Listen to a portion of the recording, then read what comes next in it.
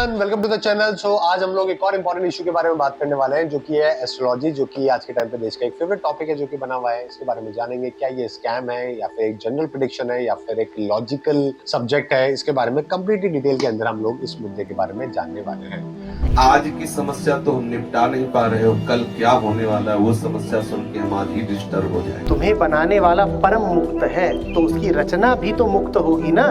Astrology जो है it's a language to read out karma. ऊपर वाले ने तुमको कठपुतली बना के नहीं भेजा है कि सब पहले से ही तय है। हम मॉडर्न एज के लोग हैं, पढ़े लिखे लोग हैं, क्या हमको एस्ट्रोलॉजी में विश्वास करना चाहिए? तो दोस्तों, हाल ही में आपने सुना होगा कि आईआईटी बाबा हो या फिर कोई भी बहुत सारे बाबा हो, इंडिया पाकिस्तान क्रिकेट मैच में बहुत लोगों ने इंडिया की हार प्रेडिक्ट कर दी थी। लेकिन हम सब जानते हैं कि उन्हीं की ये प्रेडिक्शन कितनी बुरी तरीके से फेल हुई। आजकल हर तरफ ऐसे प्रेडिक्शन करने वालों की भीड़ है जो कि लगी हुई है। हर कोई दूसरों का फ्यूचर प्रेडिक्ट करने पर लगा हुआ है। खासकर सोशल मीडिया पर तो ये एक $1 बिलियन इंडस्ट्री है जो कि बन चुकी है। आपने भी ये चीज नोटिस करी होगी कि कुछ समय से यूट्यूब पर एस्ट्रोलॉजी रिलेटेड एड्स और एप्स की बाढ़ आ गई है। एस्ट्रोलॉजी रिलेटेड वीडियोस और पॉडकास्ट पर तो व्यूज थमने का नाम ही नहीं ले रहे हैं। इससे साफ पता चलता है कि इन वीडियोस को करोड़ों लोग हैं जो कि देख रहे हैं, और जाहिर सी बात यह है कि देखने वालों में एक बड़ी संख्या उन लोगों की है जो एस्ट्रोलॉजी में विश्वास है, जो कि रखते हैं। तभी इन पे इतने व्यूज आते हैं, तभी ये एड्स पैसे कमाते हैं, तभी ये बिजनेस इंडिया में क्रेजी ग्रोथ है जो कि कर रहा है। आज के टाइम में ऑनलाइन एस्ट्रोलॉजी प्लेटफॉर्म जैसे कि एस्ट्रोटॉक हुआ, आपने एस्ट्रोसेज का नाम सुना होगा, इंस्टा एस्ट्रो सुना होगा, मोदी सुना होगा, काफी तेजी से ग्रो कर रहे हैं। कई एस्ट्रोलॉजर जो पहले स्ट्रगल करते थे अब महीने में 30,000 से लेकर 5 से 9 लाख रुपए तक कमा रहे हैं। कुछ एक्सेप्शनल केसेस में तो ये इनकम 1 करोड़ तक है जो कि पहुंच रही है। और आपको बता दें कि आजकल केवल बड़े बूढ़े लोग ही नहीं बल्कि मिलेनियल्स और जेनजीज भी इसमें इंटरेस्ट है जो कि ले रहे हैं। शादी कब होगी, नौकरी कब लगेगी, नौकरी कौन सी मिलेगी, कौन सा लाइफ में करियर लेना चाहिए, कुछ लोग अपनी लाइफ के बड़े बड़े सवालों के लिए एस्ट्रोलॉजर पर भरोसा है जो कि करते हैं। लेकिन बहुत से लोग कहते हैं कि ये सब स्टुबिडिटी है, सूडो साइंस है। तो लोग इस पर भरोसा क्यों करते हैं? क्या कोई सच में एस्ट्रोलॉजी से हमारा फ्यूचर प्रेडिक्ट कर सकता है? क्या चांद और तारे बैठकर आपकी लाइफ की स्क्रिप्ट लिखते हैं, या बस ये एक स्कैम है जो बिलियन व्यूज जनरेट करने के साथ हमें बेवकूफ बना रहा है? दोस्तों, आज हम आपके लिए इस मुद्दे को डिकोड करने की कोशिश करेंगे। मैं आपको बहुत सारे ऐसे एग्जांपल दूंगा जहां पे दुनिया के बड़े बड़े एस्ट्रोलॉजर ने बड़ी बड़ी चीजों के ऊपर प्रेडिक्ट किया और वो बहुत ज्यादा फेल हुई, और ऐसे लोग क्यों जो है वो भरोसा करते हैं, और majorly south Asian countries, majorly जैसे कि हमारा कंट्री में ज्यादातर इसके ऊपर भरोसा क्यों करता है। तो आइए डिकोड करते हैं इनकी पूरी रूट्स को। सबसे पहले तो आपको बता दें कि एस्ट्रोनॉमी और एस्ट्रोलॉजी के रूट सेम ही है। सही मायने में एस्ट्रोलॉजी का ओरिजिन बेबीलोन में 2nd BC के आसपास हुआ, जब इंसान ने चांद और तारों को देखकर सोचा कि ये मेरी किस्मत के कलाकार हैं जो मेरी कहानी लिखते हैं। इस सब की शुरुआत दुनिया की एशियन सिविलाइजेशन से हुई, जहां पर इजिप्ट, बेबीलोन जब मैं कहता हूं तो उसका मतलब है मॉडर्न इराक वाला जगह आज के टाइम पे, और ग्रीक में लोग स्टार्स और प्लेनेट को देखते हुए अपनी लाइफ के बारे में प्रेडिक्शन करते हैं। आज एस्ट्रोलॉजी में हम जिन ज़ोडिएक साइन के बारे में बात करते हैं उनका कॉन्सेप्ट भी इतना ही पुराना है। उस जमाने में साइंस डेवलप नहीं थी, तो बेबीलोनियन ने स्काई को 12 इक्वल पार्ट में डिवाइड किया। हर पार्ट को एक कॉन्स्टलेशन से जोड़ा और इसके हिसाब से डेट्स असाइन की गई। ये 12 साइन आप अपनी स्क्रीन पे देख सकते हैं।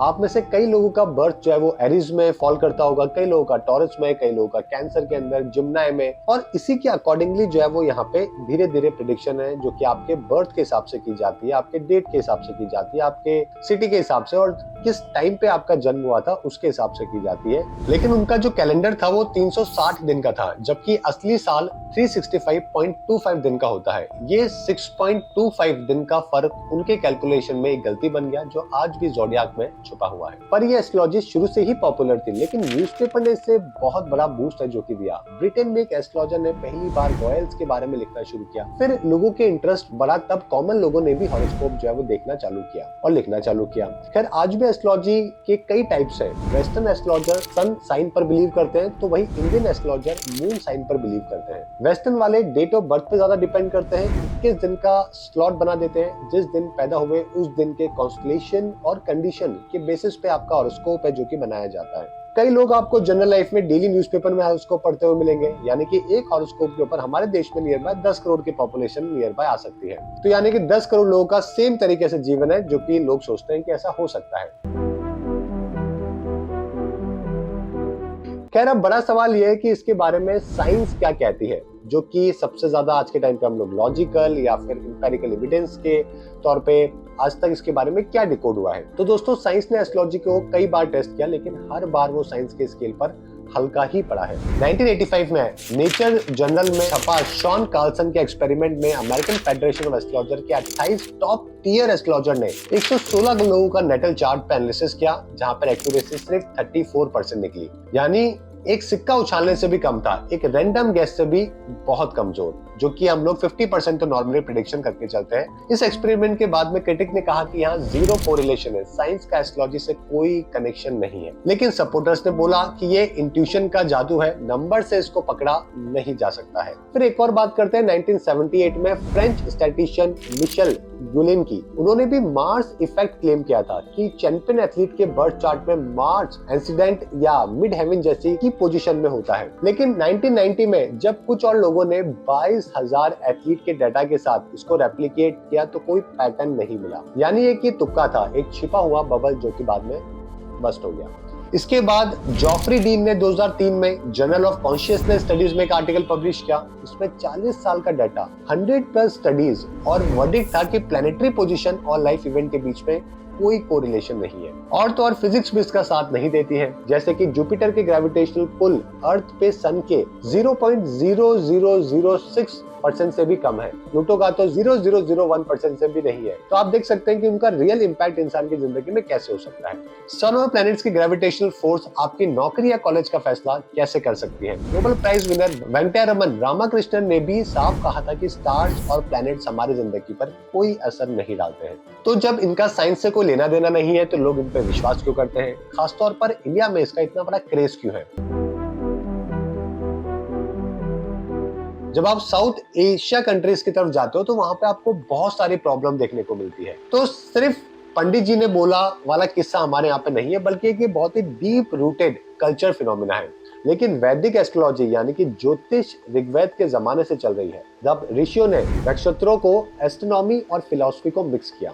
ज्योतिष ने समय को एक नया स्केलेटन दिया, कुंडली मैचिंग से शादी तय होती है, मुहूर्त से ग्रह प्रवेश होता है और ग्रह दशा से हर छोटी बड़ी चीजों का फैसला होता है। सोशियोलॉजी में इसको कलेक्टिव आइडेंटिटी कहते हैं, एक धागा जो परिवार और समाज को जोड़ता है, एक सिस्टम जो सबको एक रिदम देता है। हिंदू फिलॉसफी ने भी इसको और स्ट्रॉन्ग किया। कर्मा और री इनकारनेशन के स्ट्रॉन्ग कॉन्सेप्ट के साथ ज्योतिष एक ट्रांसलेटर बन गया, जो कहता था ये सब पास्ट लाइफ का लिखा हुआ है। 7th सेंचुरी में आते हैं, जहाँ पे लिखा गया बृहद पराशर होरा शास्त्र ये द्वारा कहता है कि 9 प्लैनेट 120 साल के साइकिल में हर इंसान की जिंदगी को कवर करते हैं। ये एक तरीके से कॉस्मिक क्लॉक की तरह काम करता है। आगे बढ़ते हैं मुगल काल में। अकबर ने तो ज्योतिष को अपने कोर्ट में जगह दी थी, अपने बेटे जहांगीर के लिए एक हॉरोस्कोप बनवाया। ये विद्या एक रॉयल स्टैम्प भी उस टाइम पे बन गई थी। और तो और केरला में 9th सेंचुरी के अष्टमंगलम प्रश्न रिचुअल में एस्ट्रोलॉजर कॉवरी शेल्स और प्लैनेटरी पोजीशन से नेचुरल डिजास्टर प्रेडिक्ट करते थे। ये ट्रेडिशन आज भी छोटे गाँव में देखने को मिलता है। ब्रिटिश राज ने इसको और मजबूत बनाया।